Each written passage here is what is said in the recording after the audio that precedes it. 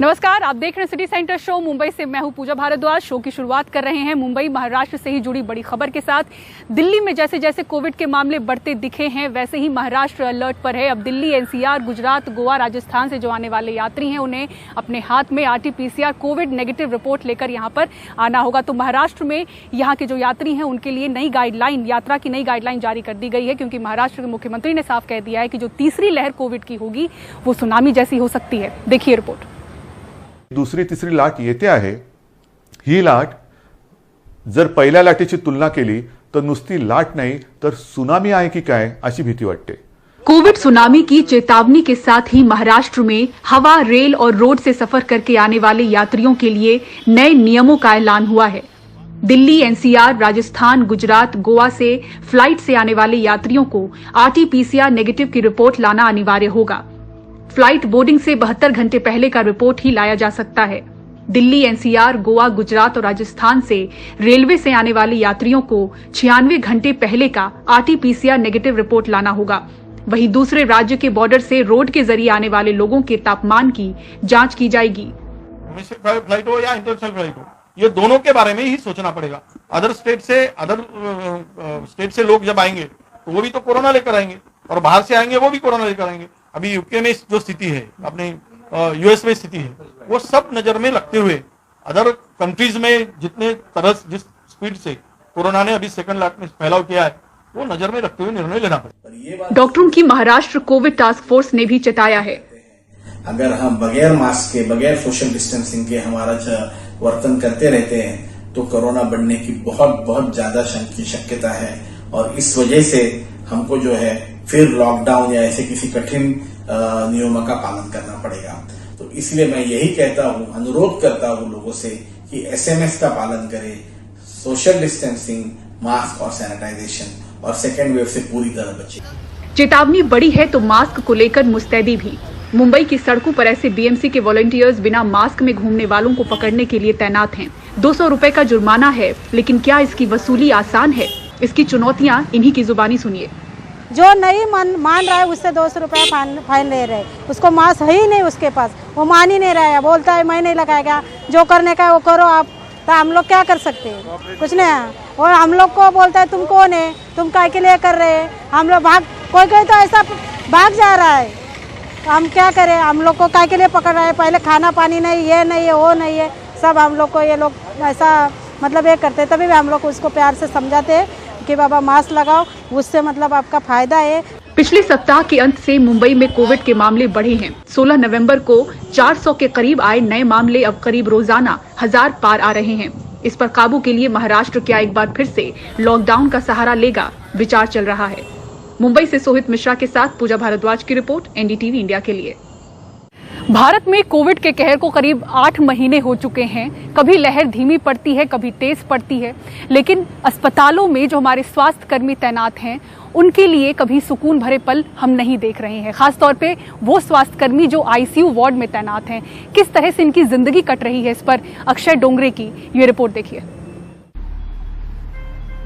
भरे हुए ICU ward में पूरी तरह पीपीई किट से लैस ये स्वास्थ्य कर्मी 24 घंटे कोरोना मरीजों के इलाज में भिड़े हुए हैं। कोरोना संक्रमण के डर से लड़ते और अपनी जान जोखिम में डालते ये डॉक्टर और नर्स कोविड के खिलाफ सबसे अगले मोर्चे पर हैं, और सबकी अपनी कहानियां हैं। सवाल हर रोज जब हम घर से बाहर निकलते हैं तो ये उठ के आता है हमारे सामने, क्या आज मुझे कोरोना लगेगा? हालांकि मैं प्रिकॉशन तो पूरे लूंगा, लेकिन फिर भी कितने साथियों को मेरे लग गया है काम पे, क्या आज उसका शिकार मैं होऊंगा? अगर हुआ तो क्या होगा? तो वो चिंता हमेशा मंडराती रहती है हम पर काम पे भी। तो उसको निपटने के लिए एक तो हम एक दूसरे पे नजर रखते हैं, दूसरा है सामाजिक उपाय। अगर वो चेहरा समाज का पॉजिटिव है कि आप काम कर रहे हैं, हम आपके साथ हैं, हम आपकी सराहना करते हैं, तो वो पॉजिटिव अगर एनर्जी बाहर से अंदर की तरफ आ रही है उस खिड़की से, तो एक सेंस ऑफ पर्पस, एक सेंस ऑफ मीनिंग। क्या डॉक्टर्स हम लोग प्रॉबेबली हम कुछ थोड़े ट्रेन भी होते हैं और कुछ हम लोग यूज्ड टू भी होते हैं मरीजों को देखने के। तो जब आप पेशेंट देख रहे होते हो, आप कई बार अपने आप को भूल भी जाते हो। आप पेशेंट का दर्द और पेशेंट की जो बीमारी होती है उसके ऊपर ज्यादा फोकस करते हो। बहुत सारे स्वास्थ्य कर्मी कोरोना की चपेट में भी आए। सितंबर में अराउंड मुझे माइल्ड सिम्टम्स आए थे, तो आई गॉट माई टेस्ट कराया मैंने अपना, तो पॉजिटिव था। थैंकफुली मैं माइल्ड कैटेगरी में ही था। बट जब तक आपके अंदर जब ये वायरस रहता है और जब तक आप बिल्कुल नेगेटिव नहीं होते और जब तक आप एसिम्टोमेटिक नहीं होते, तो एक डर हमेशा बना रहता है कि क्या कहीं मैं मॉडरेट टू सीवियर कैटेगरी में तो नहीं जाऊं। और सबसे इम्पोर्टेंट, जो आपके साथ परिवार रहता है, आपके बच्चे होते हैं, क्या मेरी वजह से उनको तो नहीं स्प्रेड हो रहा है, आपके पेरेंट्स को तो नहीं हो रहा है, तो ये डर हमेशा एक बना ही रहता है। डॉक्टरों के अलावा नर्सें भी मोर्चे पर भिड़ी हुई हैं। हमने 8 घंटे की ड्यूटी में कभी कभी 8 घंटे भी पीपीई किट पहनी है, कभी 7 घंटे, कभी 4 घंटे, ऐसे मिलजुल के हमने काम किया। एक्चुअली पीपीई किट एक प्लास्टिक का मटेरियल है जो पहनने के बाद हम चल भी नहीं पाते ठीक से, और उस स्थिति में काम करना, पेशेंट के पास जाना, इंजेक्शंस देना, मेडिसिन देना, पेशेंट केयर करना, वो हमारे लिए थोड़ा सा डिफिकल्ट था। मतलब जब मैं घर से आती तो I will pray for everybody those who are doing their nursing care and for myself and पूरा हॉस्पिटल के लिए मैं प्रेयर करके आती तो थोड़ा प्रेशर उससे रिलीज हो जाता। और एक लगता है कि अभी हमारा टाइम आया कि हम कुछ करें, अदरवाइज नर्सेस को हमेशा नजरअंदाज किया जाता। एटलीस्ट हमको हमारे वर्क को रिकॉग्नाइज किया गया, तो इसके लिए हम बहुत खुश हैं। इन स्वास्थ्य कर्मियों के लिए उनका काम तनावपूर्ण ही नहीं, सामाजिक छुआछात भी ले आया है। हम तो बिल्कुल सोशल तो बिल्कुल ही कटे गए थे और अभी तक कटे हुए हैं, क्योंकि ना तो हमारे घर में कोई आता है ना हम जाते हैं, क्योंकि ये हॉस्पिटल में सर्विस कर रही है। मे बी इनका कोरोना वायरस फैलाए। जितने भी कोरोना वॉरियर्स हैं उनकी जो मेहनत है उसको इस वक्त पहचानने की ज़रूरत है, उसकी इज्जत करने की ज़रूरत है, ताकि लोग भी उसी तरह से बिहेवियर रखें कि कम से कम अगर ज़्यादा आईसीयू वार्ड के अंदर इनकी मदद ना कर पाए तो कम से कम इतना कर पाए कि प्रिकॉशंस लेकर पूरी की पूरी तैयारी रखकर कोरोना वायरस को फैलने से बचा पाए, ताकि कम से कम इन लोगों का काम ना बढ़े और ये जो भी कोविड की महामारी फैली हुई है इससे हम जल्द से जल्द जीत कर आगे निकल पाए। कैमरा पर्सन शशिकांत झा के साथ मैं अक्षय डोंगरे, एनडीटीवी इंडिया। और दिल्ली में कोरोना टेस्ट के लिए अब RT-PCR मोबाइल लैब आपके पास पहुंचेगी। आज गृह मंत्री अमित शाह इसे हरी झंडी दिखाने के लिए ICMR पहुंचे। दिल्ली में बढ़ते कोरोना मामलों के बीच ये पहल की गई है। इससे ज्यादा पॉजिटिव मरीजों का पता लगाकर बीमारी को बढ़ने से रोकने का लक्ष्य है।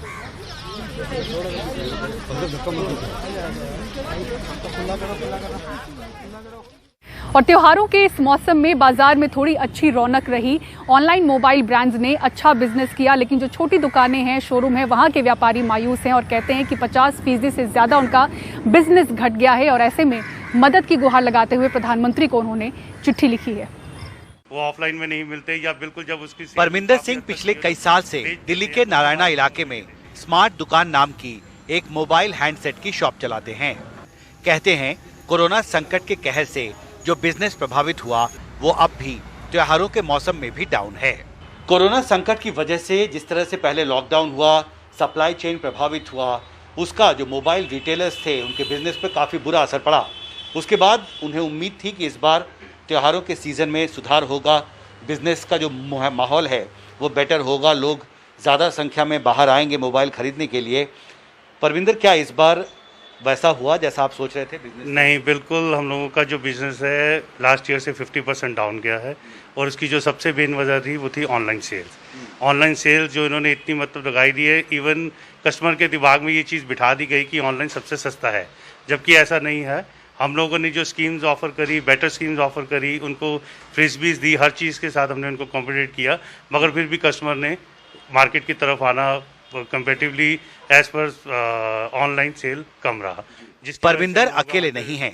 देश में उनके जैसे 1.5 लाख से भी ज्यादा मोबाइल रिटेल दुकानों के मालिक भी यही संकट झेल रहे हैं। ब्लैक दिवाली रही है रिटेल के लिए। अब all India mobile retailers association के राष्ट्रीय अध्यक्ष अरविंदर खुराना ने प्रधानमंत्री नरेंद्र मोदी को चिट्ठी लिखकर उनसे इस संकट को खत्म करने के लिए हस्तक्षेप करने की गुजारिश की है। देखिए, जिस तरीके से ऑनलाइन खुलेआम एफडीआई नॉर्म्स को फ्लाउट कर रही है और एक रिटेल पॉलिसी, एक स्ट्रॉन्ग रिटेल पॉलिसी की आवश्यकता है, बिकॉज इंडिया जो है एक रिटेल डेंसिटी कंट्री है। अगर यहाँ पे एक रिटेल पॉलिसी नहीं आई तो रिटेलर्स का बचना अभी इस दौरान पे बहुत मुश्किल हो जाएगा और बिजनेसेस क्या शट डाउन होने शुरू हो जाएंगे इमीडिएटली। अरविंदर खुराना अब वित्त मंत्री निर्मला सीतारमण को भी चिट्ठी लिखने जा रहे हैं। वो कहते हैं अगला आम बजट तैयार होने में अभी करीब 2 महीने हैं। ऐसे में सरकार को उससे पहले ही देश के लाखों मोबाइल दुकानदारों को राहत देने के लिए पहल करनी होगी। दिल्ली से हिमांशु शेखर, एनडीटीवी इंडिया। और अब ड्रग्स मामले में हो रही जांच की बात करते हैं। मशहूर कॉमेडियन भारती सिंह और उनके पति हर्ष जो गिरफ्तार हुए थे, उन्हें अब जमानत मिल गई है। लेकिन खास बात ये रही कि कोर्ट में सुनवाई के दौरान एनसीबी की तरफ से कोई भी हाजिर नहीं हुआ। ड्रग्स लेने के आरोप में घिरी कॉमेडियन भारती सिंह और उनके पति हर्ष लिम्बाचिया, मजिस्ट्रेट कोर्ट ने दोनों को 15-15 हजार के मुचलके पर जमानत दे दी। हैरानी की बात है कि कोर्ट में जमानत अर्जी पर सुनवाई के दौरान जांच एजेंसी एनसीबी की तरफ से कोई पेश ही नहीं हुआ, जबकि उसे रविवार को ही सूचित कर दिया गया था। ये केस सिर्फ पनिशमेंट जो इन्वॉल्व है ये केस के लिए, वो सिर्फ अप टू 1 ईयर है। मतलब 1 दिन से 1 साल तक की पनिशमेंट कुछ भी हो सकती है, या फाइन, दोनों में से कोई एक भी हो सकता है, या दोनों भी हो सकता है। एंड इस वजह से ये केस ट्राई जो होगा वो सिर्फ मैजिस्ट्रेट कोर्ट में ट्राई होगा, तो मैजिस्ट्रेट कोर्ट को अथॉरिटी है बेल देने के लिए। अंधेरी में रहने वाली भारती सिंह और हर्ष लिम्बाचिया के घर शनिवार को छापा मारा गया था। एजेंसी का दावा है कि उनके घर से 86 ग्राम गांजा बरामद हुआ था। बाद में एनसीबी दफ्तर में लंबी पूछताछ में दोनों ने गांजा सेवन की बात कबूली, जिसके बाद दोनों को गिरफ्तार कर रविवार को मजिस्ट्रेट कोर्ट में पेश किया गया था, जहां एनसीबी के विरोध के बावजूद अदालत ने दोनों को 4 दिसंबर तक जेल हिरासत दे दी थी। अभिनेता सुशांत सिंह राजपूत की संदिग्ध मौत की जांच में ड्रग्स एंगल जुड़ने के बाद से नारकोटिक्स कंट्रोल ब्यूरो बॉलीवुड में फैले ड्रग्स जाल को तोड़ने में लगी है। रविवार को गोरेगांव में ऐसी ही कार्रवाई के दौरान एनसीबी की टीम पर हमला भी हुआ था, जिसमें टीम का नेतृत्व कर रहे जोनल डायरेक्टर समीर वानखेड़े को भी हल्की खरोंचें आई हैं। मुंबई से सोहित मिश्रा के साथ सुनील सिंह, एनडीटीवी इंडिया के लिए।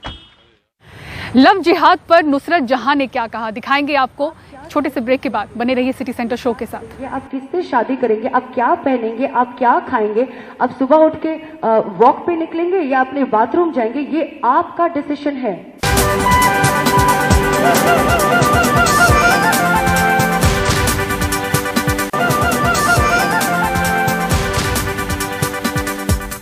कानपुर में 14 मामलों में लड़कियों के परिवार वालों ने पुलिस में शिकायत की है कि उनके घर की बच्चियों को धोखे से धन परिवर्तन कर बहला फुसलाकर शादी करा दी गई। लेकिन एसआईटी ने साफ किया है कि इस मामले में उन्हें कोई भी सबूत नहीं मिला है। इधर जो टीएमसी की सांसद हैं और अभिनेत्री हैं नुसरत जहां, उन्होंने खुलकर लव जिहाद पर बात की है। क्या कहा, आपको सुनाते हैं। You know, I have already mentioned before that love is very personal. और जिहाद और लव जो है ना, ये साथ में जाता नहीं है। You know, just before elections, people come up with certain topics like this. ऐसे देखना, इलेक्शन के पहले ये सब होता है। प्यार और जिहाद का ये कोई कॉम्बिनेशन ही नहीं। For God's sake, do not make religion a political tool in India, please. Let's just stop feeding on this, because the youth today is not interested. And let me just sign off as an answer to this question. Live, let live, and just be in love and start falling in love with each other. आपको नहीं लगता है आप कैसे जिएंगे, आप क्या choices लेंगे, आप किससे प्यार करेंगे, आप किससे शादी करेंगे, आप क्या पहनेंगे, आप क्या खाएंगे, आप सुबह उठ के वॉक पे निकलेंगे या अपने बाथरूम जाएंगे, ये आपका डिसीजन है। No one dictates. India is a democratic country. Have you forgotten this? Uttarakhand के चमोली में खूब बर्फबारी हुई है। बद्रीनाथ में मौसम ने करवट ले ली है। इधर जो मौसम विभाग है उसने तूफान को लेकर चेतावनी जारी की है। चमोली में हुई बर्फबारी से आज तापमान में काफी गिरावट आई। मौसम विभाग ने कहा है कि उत्तर भारत में अगले 2 दिनों में ठंड बढ़ने के आसार हैं। पहाड़ों पर जिस तरह से बर्फबारी हो रही है उससे साफ है कि मैदानी इलाकों में भी ठंड बढ़ जाएगी।